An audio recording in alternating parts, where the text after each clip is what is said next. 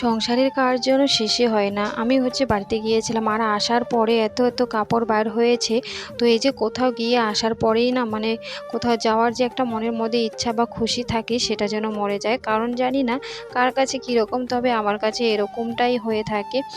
তো অনেকগুলো কাপড় বার হয়েছে, সেগুলো একদম ধুয়ে ঠুয়ে নিলাম। আর বাড়িতে আসার পরে বেড কভারগুলো বার করে নিয়েছিলাম। কারণ বেড কভারগুলো যে এত বেশি নোংরা মনে হচ্ছিল, তো নিচে যেহেতু আমরা থাকি তার জন্য নিচের একটা বেড কভার এবং উপরে ছেলে থাকে, ছেলের বিছানার একটা বেড কভার।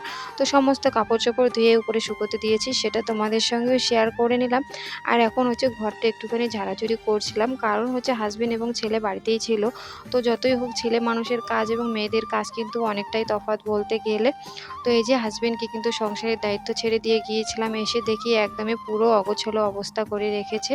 তো যাই হোক, তার জুতা এসেছিল মেশোর থেকে, সেটাও একটুখানি দেখে নিলাম, আমি বাড়িতে যাওয়ার পরে এসেছিল আর কি।